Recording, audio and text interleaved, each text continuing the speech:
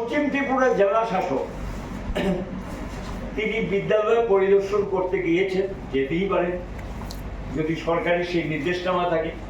কিন্তু সেখানে সাধারণত বিদ্যালয় পরিদর্শন করতে গেলে ক্লাস টিচার, হেডমাস্টার সঙ্গে থাকতে হয়।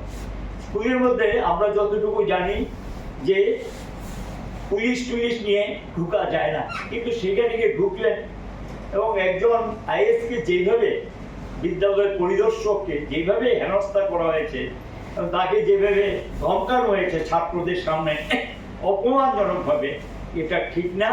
এটা শাসন ক্ষমতার অপব্যবহার, ক্ষমতার অপব্যবহার।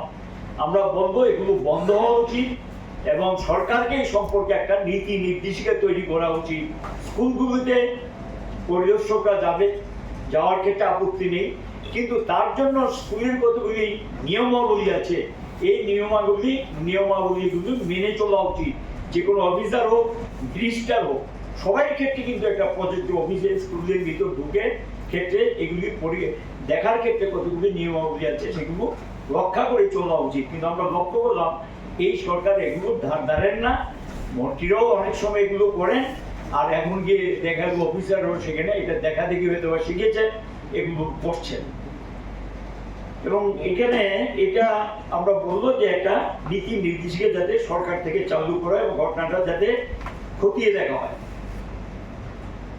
জাতীয় সড়ক বেহাল অবস্থা, কঠিন একেবারে।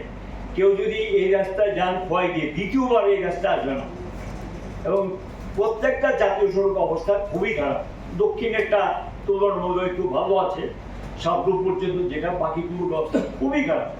কাজে জাতীয় সড়কগুলো যাতে পরিষেবার মান, এবং এটা কি রিপেয়ার করলে লোক দেখানো 6 মাসও গেল না, আবার সবগুলো গর্ত হয়ে গেছে। এইটাকে কি জাতীয় সড়ক বলে দাবি করা যায়? এটাকে জাতীয় সড়ক বলা যায়? জাতীয় সড়কে যে নোংরা হতে পারে না। বামফ্রন্টের সময় তো জাতীয় সড়ক তৈরি হয়েছে আগরতলা থেকে সাবরুম। এই রাস্তা তো অনেকদিন হয়ে গেছে, 10 বছর উপর হয়ে গেছে, কিন্তু এই রাস্তা তো এরকমটা হয়নি। কিন্তু এই সময়ে যে জাতীয় সড়কগুলো কাজ হয়েছে, সেখানে জাতীয় এত নিম্নমানের কাজ হয়েছে, জাতীয় সড়কগুলো এখন যান চলাচলের উপযুক্ততা নেই এবং অযোগ্য হয়ে গেছে। যান চলাচল করতে পারছে না, সাধারণ যাত্রীরা সেখানে বিভিন্ন সময় দুর্ঘটনার শিকার হচ্ছে। এগুলো যাতে দ্রুত সারাই করে আমরা বলবো।